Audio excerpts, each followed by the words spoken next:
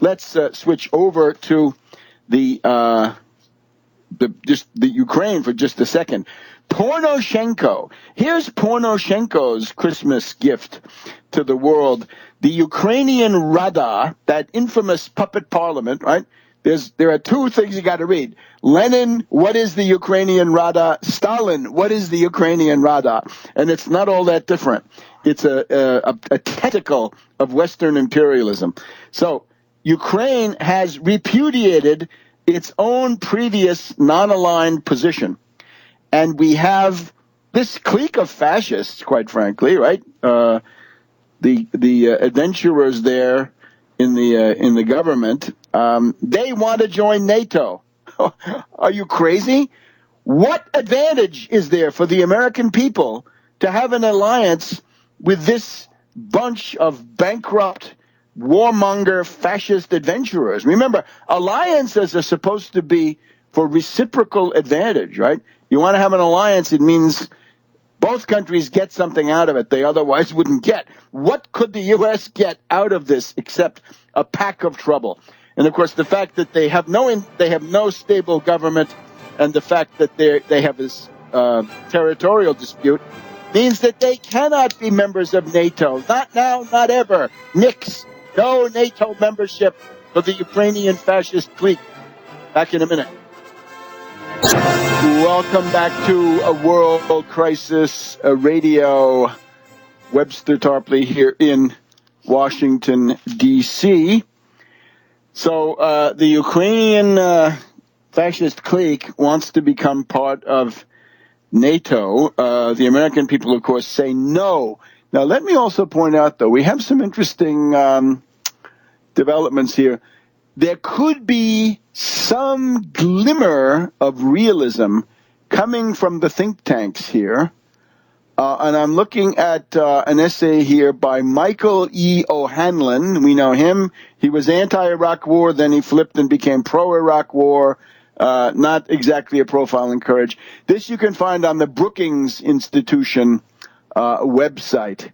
And it's called December 7th, 2014, Crafting a Win-Win-Win for Russia, Ukraine, and the West. And I'll cut through all of the cover stories here. It's originally in the Washington Post. So he's got a bunch of conditions, but he's trying to have some element of realism. And the element of realism comes in that if you want to solve this Ukraine question, you've got to realize that Russia needs to have a sphere of influence. A sphere of influence, which simply means an area where hostile or potentially hostile foreign powers cannot set up puppet regimes. Just that simple.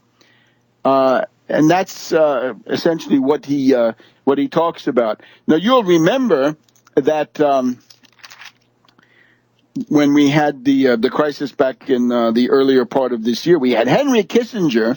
Henry Kissinger came forward and said that there should not be a membership in NATO by Ukraine, given it's formally impossible, and there are lots of NATO countries that will block it. So thank God, we hope. And also that the proper solution for Ukraine, and I had this out even before Kissinger, was Finlandization. In other words, Finland is an example of a country right on the border with Russia, Soviet Union then, which became a puppet state of hostile forces. It became a puppet of Hitler. The Mannerheim government in Finland was a puppet of Hitler. And it was used to attack Russia, right? The siege of St. Petersburg, of Leningrad.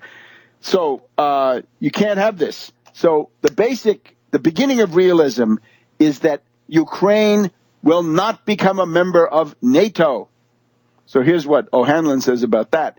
NATO would be unapologetically retained with its current membership.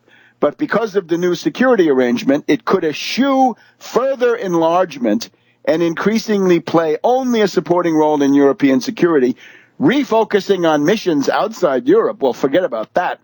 That's, imperialist, colonialist attacks on developing countries, right? Remember the NATO slogan in the late in the 1980s was out of area or out of business. In other words, since the tensions in Europe were declining at that time in the 80s, that NATO would have to become an imperialist enforcer against countries like Argentina, let's say, outside of the defined area of the North Atlantic Treaty, and they did that, and that's been very, very bad. So we want to forget about that. We want to go back to the original NATO area of 1949 and forget about the imperialist part. So Ukraine and the United States would agree that Ukraine would not be a candidate for NATO membership now or in the future. And the European Union would agree to work with Russia to make any possible future Ukrainian relationship with that union, including membership, compatible with Ukraine's participation in Russia's Eurasian Economic Union project. Now, that's not easy to do, but at least it has this idea that there are paramount Russian interests, and given the state of the world, that has to come first. Oh, you don't like that. Ever hear of the Monroe Doctrine? What do you think the Monroe Doctrine was? The Monroe Doctrine says the United States will not tolerate hostile puppet states, colonies, of hostile foreign extra-American powers anywhere in the Western Hemisphere. And that was actually not that bad in the sense that it at least prohibited many imperialist adventures. Say Napoleon III in Mexico was slowed down by that.